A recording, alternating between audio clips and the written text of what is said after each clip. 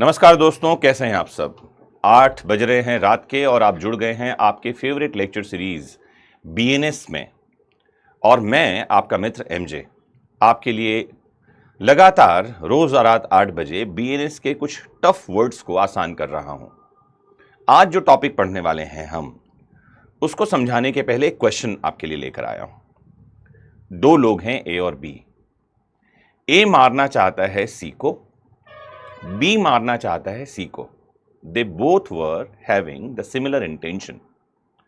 ए और बी दोनों ही एक दिन सुबह सुबह 6 बजे उसको घेर लेते हैं। ए और बी आपस में एक दूसरे को नहीं जानते हैं ना, दोनों सी को जानते हैं। Both have the intention to kill C because of any reason. दोनों सी को मारना चाहते हैं। सुबह 6 बजे मिलते हैं। ए अपने साथ पिस्टल या कट्टा लाया है, बी चाकू लेकर आया है। ए गोली चलाता है, बी चाकू से वार करता है। गोली लगने से उसकी मौत हो जाती है। क्वेश्चन है, क्या इन दोनों को समान सजा मिलेगी?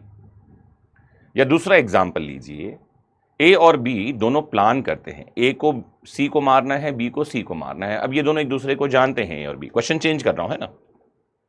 दोनों आपस में चर्चा करते हैं कि यार we have to kill C on particular day. Sunday की सुबह 6 बजे चलते हैं। दोनों बाइक में साथ में जाते हैं। ए कहता है मैं बाहर खड़ा हूं तो उसको गोली मार के आ जा, अपन भाग जाएंगे। बी गोली मारता है, बाइक में बैठ के चला जाता है। यहां गोली अकेले बी ने मारी है, लेकिन आपको बता दूं उन दोनों को बराबर सजा मिलने वाली है, क्योंकि यही है कॉमन इंटेंशन का डॉक्ट्रिन। पहले और दूसरे क्वेश्चन में क्या डिफरेंस है और कॉमन इंटेंशन का कॉमन ऑब्जेक्ट से क्या डिफरेंस है, यह भी समझा दूं। इससे पहले कि मैं आपको आगे लेकर चलूं कॉमन इंटेंशन कॉमन ऑब्जेक्ट में डिफरेंस समझाने के लिए, कुछ आपको यह समझा दूं मैं कि ये शब्द क्या है। एक तो शब्द है कॉमन। कॉमन शब्द का क्या मतलब है, आप तो एक पहली बात ये समझिए। दूसरा समझिए इंटेंशन क्या होता है, आशय किसे कहते हैं। तीसरा आपको समझना चाहिए व्हाट इज ऑब्जेक्ट। ये शब्द क्या है। इन 3 शब्दों को समझेंगे तो शायद आज का लेक्चर आप ठीक ठीक समझ पाएंगे, अदरवाइज सारी बातें बाउंस हो जाएंगी सिर के ऊपर से। तो कॉमन जो शब्द है, इसके लिए हमारी विधिक शब्दावली में सामान्य शब्द मिलता है, लेकिन मेरे पास ज्यादा अच्छा शब्द है इस एक बात को समझने के लिए, जो होना चाहिए साझा। साझा समझते हो आप। जैसे ए का इंटेंट था बी को मारना, ए का इंटेंट था सी को मारना, बी का इंटेंट था सी को मारना। ए ने अपनी बात, अपने विचार बी से साझा किए, बी ने ए से साझा किया। अब इन दोनों के पास साझा आशय है। That intent now they both have, they both conceived is known as common intention. ठीक से समझना है इस बात को, है ना। तो सामान्य बोलने से समझ, सामान्य मतलब हम समझते हैं आम, सामान्य बात है हम कहते हैं ना।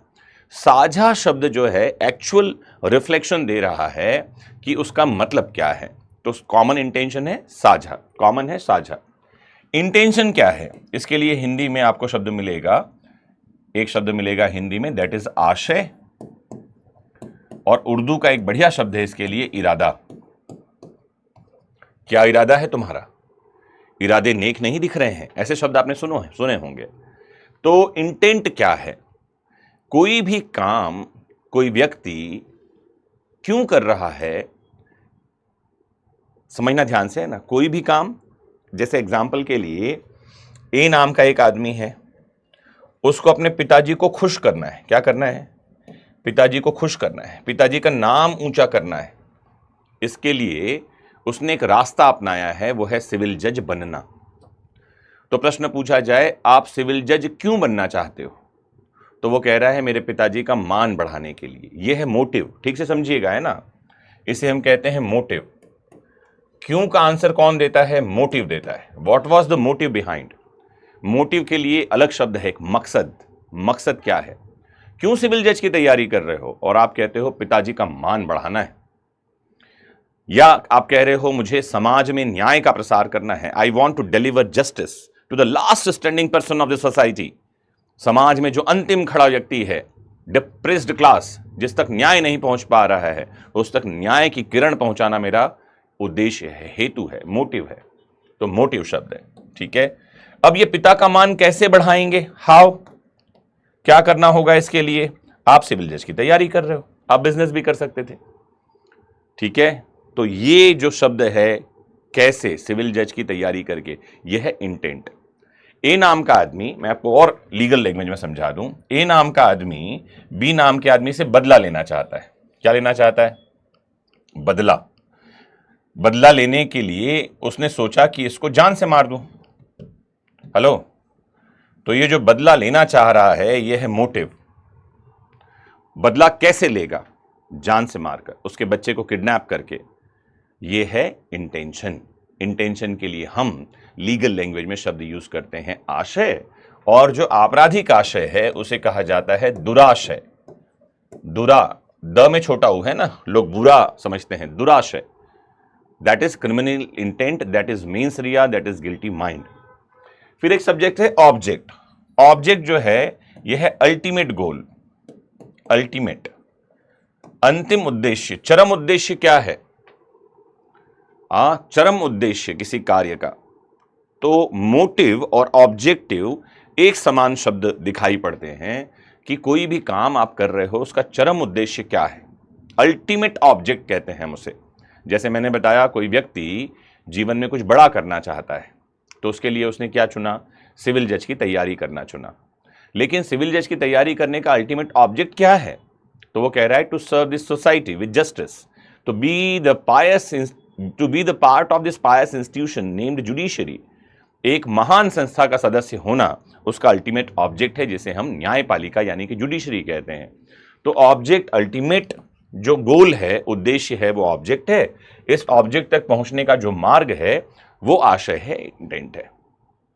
बहुत बारीक शब्द हैं और इन बारीक शब्दों को मैं आसान करने के लिए आपको इतने सारे एग्जाम्पल दे रहा हूं, लेकिन अगर ये 3 शब्द समझ में आ गए हैं तो आपका जीवन आसान हो सकता है। जैसे मैं एग्जाम्पल से समझाता हूं, आगे चलते हैं 1 बाय 1 स्लाइड में। सबसे पहले तो कॉमन इंटेंशन क्या है? कॉमन इंटेंशन के लिए मैंने बताया आपको शब्द क्या समझना है, साझा आशय शब्द समझिए। ये बात और है कि इसमें सामान्य आशय शब्द लिखा हुआ है। बीएनएस में जाएंगे, सेक्शन 3 के सब सेक्शन 5 में आपको कॉमन इंटेंशन के बारे में जानकारी मिलेगी। बहुत डिटेल में नहीं है, 2 लाइन लिखी हुई है, आप उसे पढ़िएगा। मैं आपको समझा दूं क्या है। तो पहली बात तो ये criminal act is done by several persons. क्या होना चाहिए? सेवरल का मतलब है मोर देन वन। कितने? मोर देन वन, एक से ज्यादा लोगों द्वारा कोई क्रिमिनल एक्ट किया गया हो। इन furtherance of the common intention of all, और ये जो कार्य किया गया है उन सबके साझा आशय के अग्रसरण में किया गया है। In furtherance of the common intention of all what ever they have decided. जैसे अच्छा एग्जाम्पल आपको और देता हूं, ए और बी ने सोचा था कि हम जाकर के सी के घर में चोरी करेंगे। During commission of the theft, चोरी करने के दौरान ए जो है उस घर में रेप भी कमिट करता है, तो इसके लिए बी को जिम्मेदार नहीं माना जाएगा, because the act was not done in furtherance of the common intention of the both. उन दोनों का इंटेंशन क्या था? चोरी करना। किया क्या दूसरे ने? जाकर के रेप। इसलिए शब्द लिखा हुआ है in furtherance of the common intention of all. All means the persons those who were the part of that particular intent. Each person is liable as if he alone committed the act. कानून बड़ा खतरनाक है। यह कह रहा है एक एक व्यक्ति को सजा मिलेगी, और मानो सजा ऐसे मिलेगी जैसे उसने अकेले ने वो काम किया है। पॉसिबल क्या है? जैसे मैंने एक एग्जाम्पल दिया था शुरू में, ध्यान रखिए। 2 लोग गए, उसमें से गोली एक ने मारी, दूसरा साथ दे रहा था। लॉ कहता है उसको भी सजा मिलेगी वैसे ही, मानो उसने अकेले ने अपराध किया है। केस आपको याद रखना है, बारेंद्र कुमार घोष वर्सेस एम्पेरर का। कौन सा केस? बारेंद्र कुमार घोष, ये नाम याद कर लीजिए। बारेंद्र कुमार के मामले को पोस्टमास्टर मर्डर केस के नाम से भी जानते हैं, जिसमें कुछ लोग एक पोस्ट ऑफिस को लूटने के लिए गए। एक आदमी बाहर ही खड़ा था, उसका नाम था बारेंद्र कुमार। पकड़ाया गया, सजा हुई, और उसका यह कहना था काम तो मैंने किया ही नहीं। कुछ लोग अंदर गए, उन्होंने लूटपाट की और पोस्टमास्टर को गोली मार दी। ये भी उनके साथ आया था, भले ही खड़ा था। ये पैराडाइज लॉस्ट नाम की एक किताब है, उसमें से एक कोट इस पर्टिकुलर जजमेंट में लिया गया और लिखा गया। What was the quotation? कहा कि those who stand and wait shall also serve. वो जो खड़े रहते हैं, इंतजार करते हैं, वो भी बराबर भागीदार होते हैं, उनको भी भुगतना पड़ता है, क्योंकि उनका कॉमन इंटेंट था। है ना, इतनी सी बात काम की है। तो रिक्वायरमेंट क्या है? प्रायर मीटिंग ऑफ माइंड्स, ध्यान रखना है, बहुत इंपॉर्टेंट बात है इसमें। प्रायर मीटिंग ऑफ माइंड का मतलब होता है मस्तिष्कों का पूर्व मिलन, तभी तो साझा होगी ना बात। मैंने बताया था आपको, 2 एग्जाम्पल दिए थे, ए और बी दोनों आपस में बिना डिस्कस किए, एक दूसरे को जाने बिना सी को मारने के लिए पहुंचते हैं। एक गोली चलाता है, दूसरा चाकू मारता है, क्योंकि कॉमन इंटेंशन नहीं है, दोनों का सिमिलर इंटेंशन है। They both will be liable for their separate act individually. एक आदमी गोली मारने के लिए सजा मिलेगी एक को, और दूसरे आदमी को गोली मारने के लिए सजा न मिल करके केवल चाकू मारने के लिए सजा मिलेगी। One will be liable for murder and the other may be liable for attempt to commit murder और ग्रीवियस हर्ट। समझ में आ रही है बातें? मुझे उम्मीद है कि आपको बातें समझ में आ रही है। इतनी बात समझ में आ गई हो तो कमेंट बॉक्स में लिख दीजिए कि आपको समझ में आ रही है, थम्स अप दे दीजिए, एक छोटा सा दिल छोड़ दीजिए और आगे बढ़ते हैं। नहीं आ रही है तो लिखिए क्या नहीं समझ में आ रहा है, मैं आपको आगे आकर समझाता हूं। चलें। A and B plan to kill C, मैंने एग्जांपल दिया था। A hold C while B stabs him, एक आदमी हाथ पकड़ कर रखता है, दूसरा चाकू मार रहा है। Both are liable for murder, दोनों को ऐसी सजा मिलेगी मानो दोनों ने अलग अलग उसको चाकू मारा है। They will be individually liable and commonly liable for committing murder, क्योंकि एक आदमी दूसरे की सहायता कर रहा था, वहां खड़ा था। And they both join the act with in furtherance of the common intention of them, दोनों उस कार्य में सम्मिलित हुए थे एक दूसरे के साझा आशय को पूरा करने में। मुझे उम्मीद है बात समझ में आ रही। चलिए आगे लिए चलता हूं। नाउ कॉमन ऑब्जेक्ट क्या है? तो कॉमन ऑब्जेक्ट जो है, इसका मतलब है अंतिम उद्देश्य, चरम उद्देश्य। क्या कर रहे हैं नहीं, जो कुछ भी कर रहे हैं वो क्यों कर रहे हैं। अगर इन सब का एक कॉमन ऑब्जेक्ट है लोगों का, तो हम कहते हैं कि ये जो ऑफेंस हुआ है that is in furtherance of the common object of the group. क्या जरूरी है इसके लिए? सबसे पहले जरूरी है अनलॉफुल असेंबली होना चाहिए। क्या जरूरी है? Unlawful assembly. ध्यान रखना है, अनलॉफुल असेंबली को हिंदी में हम कहते हैं विधि विरुद्ध जमाव। सभा जो विधि विरुद्ध है, इसका मतलब है कि असेंबली लॉफुल भी होती है। लॉफुल असेंबली क्या होती है? तो लॉफुल असेंबली का मतलब होता है ऐसी सभा, ऐसी असेंबली जो कानून सम्मत हो, शांतिपूर्ण सभा हो। कैसी सभा? शांतिपूर्ण सभा, बिना हथियारों के हो, विदाउट वेपन्स, तो हम कहते हैं असेंबली लॉफुल है। लेकिन असेंबली अनलॉफुल कब हो जाती है? तो सबसे पहला बात यहां पर ध्यान रखना है कि कम से कम 5 लोग चाहिए। कितने लोग? असेंबली ऑफ 5 और मोर पर्सन्स, 5 या अधिक लोगों की सभा होनी चाहिए सबसे पहले नंबर पे। दूसरा, इन 5 लोगों का एक कॉमन ऑब्जेक्ट होना चाहिए। क्या होना चाहिए? Common object.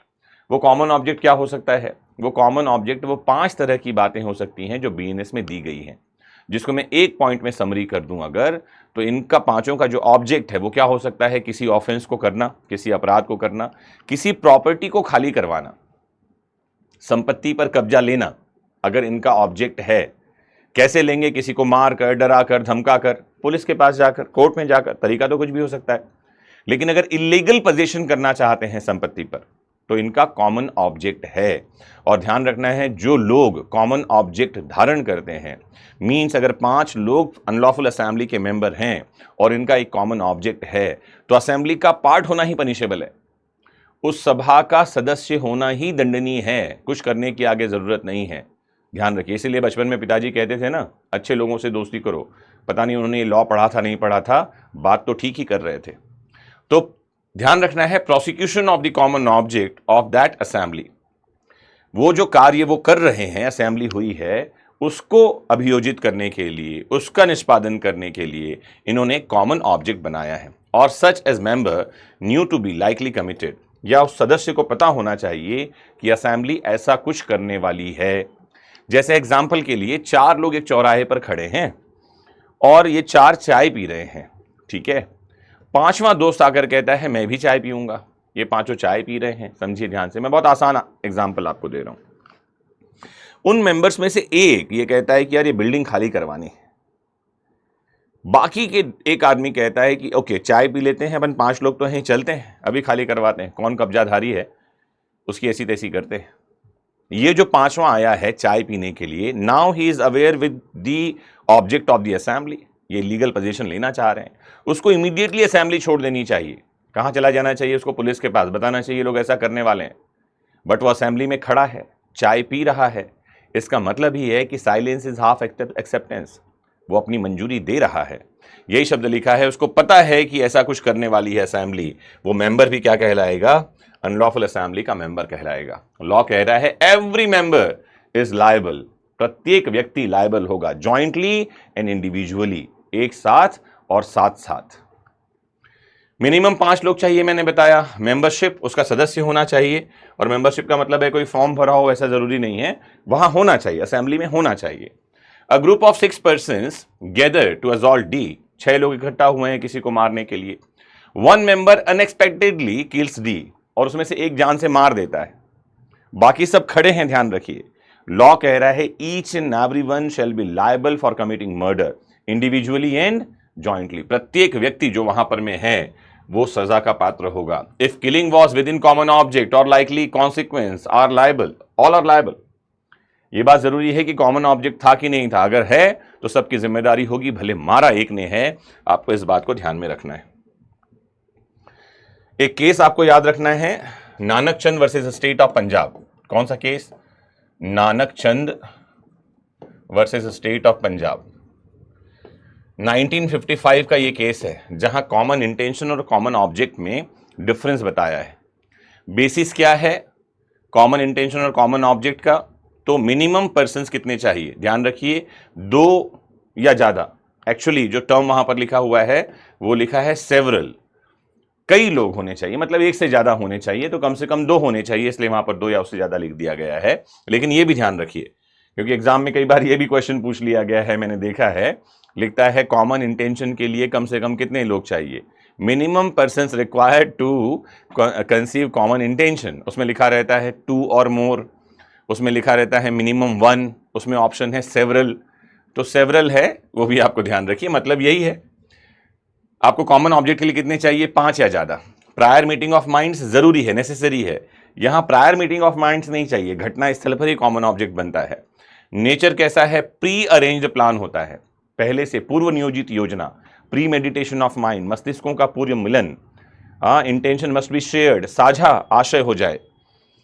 और यहां पर क्या है, यहां ऑब्जेक्ट शेयर होता है, यहां इंटेंट शेयर हो रहा है, ठीक है। Membership required, active participation is necessary in order to punish, लोगों को शामिल होना है, वो भी एक्टिवली, तभी सजा मिलेगी। मेयर मेंबरशिप इज सफिशिएंट, जो कोई सदस्य है वहां का जमाव का, अनलॉफुल असेंबली का, उसको सजा मिलेगी। प्रूफ स्टैंडर्ड, स्ट्रिक्टर प्रूफ चाहिए, ठीक है। स्ट्रिक्टर मतलब साबित करने के लिए आपको यह बताना पड़ेगा कि दे वर हैविंग कॉमन इंटेंशन। और कॉमन इंटेंशन कैसे साबित करेंगे, उनके बीच में कोई पत्र व्यवहार होगा, लेटर होगा, कम्युनिकेशन होगा, फोन कॉल होगा, व्हाट्सएप चैट होगा, कुछ तो होगा। यहां पर क्या करना है, ध्यान रखना है, सिर्फ और सिर्फ असेंबली का मेंबर था, यह साबित करना है, he himself will be automatically liable, that's it. Assembly का मेंबर था क्या, यह साबित करना होगा। एग्जाम्पल क्या है, प्लान्ड मर्डर, और इसका एग्जाम्पल क्या है, भीड़ द्वारा की गई हिंसा, वायलेंस कमिटेड बाय मॉब, एक से ज्यादा लोग इकट्ठा थे, 5 से ज्यादा लोग, और उन्होंने कोई वायलेंस किया है, हिंसा की है, तो कॉमन ऑब्जेक्ट का डॉक्ट्रिन साथ में आता है, each and everyone is going to be held liable. एक केस है महबूब शाह वर्सेस एम्पेरर, और इस केस में कॉमन इंटेंशन और सिमिलर इंटेंशन में डिफरेंस बताया है। कॉमन इंटेंशन क्या था, फिर मेरे एग्जाम्पल में जाइए, पहले में 2 लोगों ने प्लान करके किसी को मारा है, एक ने भी मारा है, दोनों प्लान में शामिल थे, दोनों घटनास्थल पे दोनों जिम्मेदार होंगे, दोनों का आपस में कोई प्लान साझा नहीं हुआ है, इंटेंट शेयर नहीं हुआ है, दोनों जो काम करेंगे अपने अपने काम के लिए जिम्मेदार होंगे, है ना। तो ये है, ध्यान रखना है, कौन सा, महबूब शाह वर्सेस किंग एम्परर 1945। और क्या आपको ध्यान में रखना है, कॉमन इंटेंट इसे कहते हैं साझा आशय, सामान्य आशय, और सिमिलर इंटेंट समान आशय, इनमें डिफरेंस बताया है, इसमें आपको जानना चाहिए। ये केस इसलिए पूछा जाता है, कई बार याद रखा जाता है। कहा ही है common intention implies pre arrange plan and prior concert, अगर पहले से इनके बीच में प्लानिंग नहीं है, मस्तिष्कों का मिलन नहीं है, प्री मेडिटेशन ऑफ माइंड नहीं है, प्रायर कंसर्ट नहीं है, कॉमन इंटेंशन नहीं है, that's it. Mehboob Shah versus emperor. Pandurang versus state of Hyderabad का केस देखिए, participation with common intention must be proved, साबित करना होगा कि वो जो आदमी शामिल हुआ है उसका कॉमन इंटेंशन था। Mayor presence is not enough, वो वहां पर था, ये पर्याप्त नहीं है कॉमन इंटेंशन के लिए, कॉमन ऑब्जेक्ट के लिए mere presence is important. Lalji versus state of Uttar Pradesh का मामला देखिए। Common object can form the spur of the movement. जो सामान्य उद्देश्य है वो घटना स्थल पर क्षणिक उसी क्षण हो सकता है, spur of the moment. Prior meeting of minds is not essential. Common object के लिए पहले से योजना का बनाया जाना, premeditation of mind, prior meeting of mind, ये सब की जरूरत नहीं होती है। स्पर ऑफ द मोमेंट घटना स्थल पर ही हो सकता है, जैसे मैंने वो एग्जाम्पल दिया था जहां 4 लोग थे, 5वां चाय पीने के लिए जुड़ गया था। एक केस देखिए, Shambhunath Singh versus state of Bihar. कहा कि common object active participation is not mandatory if membership is proved. Common object के लिए बहुत जरूरी है कि लोग वहां घटना स्थल पर थे क्या, अगर ये साबित कर दिया है दैट इज सफिशिएंट। इन सब का एक कॉमन ऑब्जेक्ट था, ये साबित करने की जरूरत नहीं है। Mayor being part of the assembly may held the person liable and it will lead to conviction if the presence in the unlawful assembly has been duly proved। घटना स्थल पर जो अनलॉफुल असेंबली, विधि विरुद्ध जमाव, अवैध जमाव था, क्या ये व्यक्ति उसका सदस्य था? उसका सदस्य होना ही सफिशिएंट है सजा देने के लिए। खतरनाक डॉक्ट्रिन्स हैं ये जो क्रिमिनल लायबिलिटी को तय करते हैं। छोटे से लेक्चर में इतनी सी बात, गागर में सागर भरने जैसा काम है ये, क्योंकि इतनी कठिन बात को इतने कम समय में समझाना अपने आप में टफ है। मतलब ये बहुत ही टफ काम है समझाना। अगर आपने समझ लिया है तो पूरा श्रेय आपको जाता है, क्योंकि आपकी बुद्धिमत्ता है, आपकी समझदारी है। You are intelligent that you are able to comprehend this particular lecture. कुछ और जानना, पूछना, समझना चाहते हैं तो ज़रूर कमेंट बॉक्स में जुड़िए। अगर आप इस लेक्चर के नोट्स अवेल करना चाहते हैं तो डिस्क्रिप्शन बॉक्स में लिंक दिया हुआ है, जाकर के ज़रूर इसे डाउनलोड कर लीजिए। अगर आप हमारे किसी पेड बैच में जुड़ना चाहते हैं तो भी डिस्क्रिप्शन में लिंक है, जाकर के आप ज्वाइन कर सकते हैं। सबसे इंपॉर्टेंट क्या है? आपका होना। अपना खूब ख्याल रखिएगा। Your presence is very important. जुड़े रहें। नमस्कार, जय हिंद।